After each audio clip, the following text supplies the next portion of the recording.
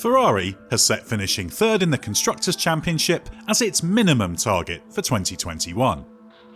But with much of its limited 2020 car carrying over into this year's Ferrari SF21 and big strides needed to improve an engine package that was the weakest of all, how realistic is this objective? It's a lofty target after what Ferrari team principal Mattia Binotto called an inadequate 2020, finishing 6th in the Constructors' Championship. That was Ferrari's worst campaign since it slumped to 10th in 1980. While Binotto has rightly conceded that taking on Mercedes in 2021 is unrealistic and that design and development work for the all-new technical regulations in 2022 is the priority, he is under no illusion that Ferrari can afford to repeat its 6th place of last year. Engine improvements. Ferrari's hopes of achieving its objectives depend primarily on the engine. It had the weakest power unit in 2020, which was the consequence of a series of technical directives issued by the FIA at short notice, based on its collaboration with Ferrari over engine legality. But Binotto is confident Ferrari can at least climb that engine pecking order after losing an estimated 65 brake horsepower in terms of peak output last year. That turned an advantage of about 25 horsepower over Mercedes in 2019 into a 40 horsepower deficit in 2020. A huge amount of effort has gone into improving the engine package for 2021, with Ferrari not allowed to make any engine gains on track during 2020, thanks to the in-season engine freeze introduced as a reaction to the impact of the COVID-19 pandemic. There have been mixed messages from Maranello on the progress made. Binotto has emphatically stated that Ferrari would not have finished last season as the worst of the 4 engine suppliers had the regulations allowed it to make upgrades. That means he is confident to, as he put it, be back to being competitive as a power unit. But there have also been reports that the progress made is not as significant as was hoped. This would be a blow, given only one change of engine specification is allowed for this year, so any disadvantage will be carried throughout the season. While it's unrealistic to expect the Ferrari engine to become class-leading in one leap, it is feasible to eliminate a good proportion of the deficit that meant its cars, and those of customers Haas and Alfa Romeo, struggled on the more power-sensitive circuits in particular. How much progress has been made will only start to be revealed in pre-season testing.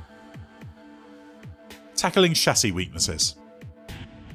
While much of the 2020 Ferrari must be carried over into this year's SF21 design, there is scope to eliminate its big weaknesses.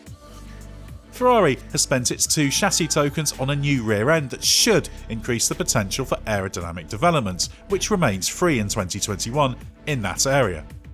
It's hoped that this will tackle the rear-end instability problem that limited both drivers last year, and Sebastian Vettel in particular.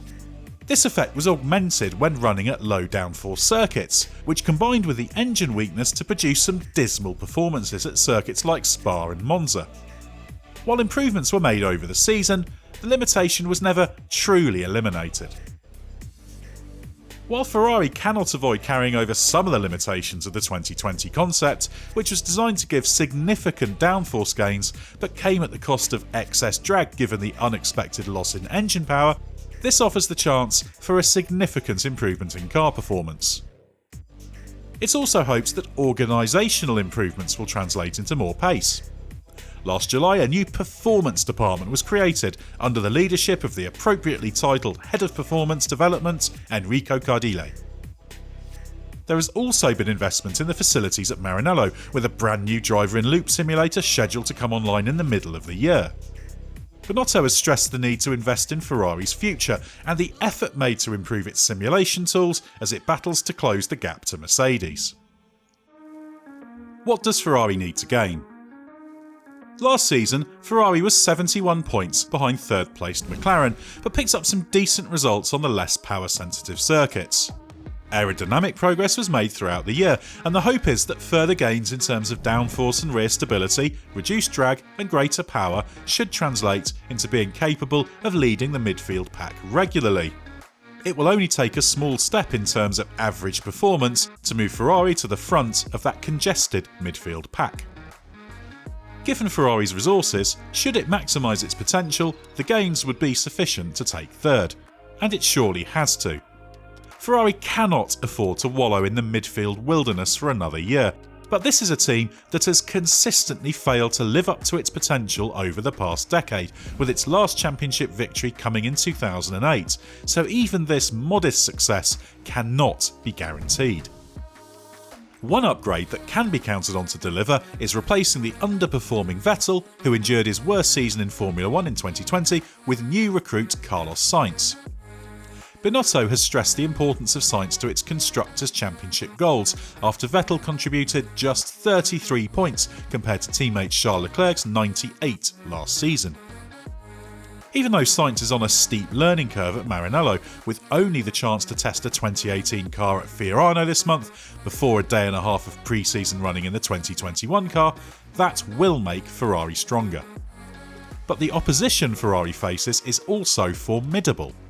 McLaren is switching to Mercedes engines. The renamed Aston Martin team has the resources and momentum to be a serious threat for third place.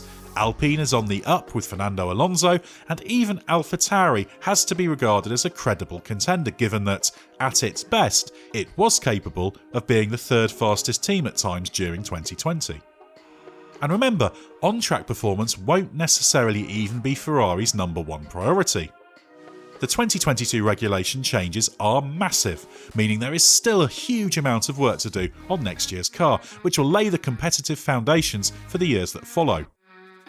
Every team faces the challenge of balancing up 2021 versus 2022 development, although ideally all will want to bias it heavily in favour of the all-important new rules.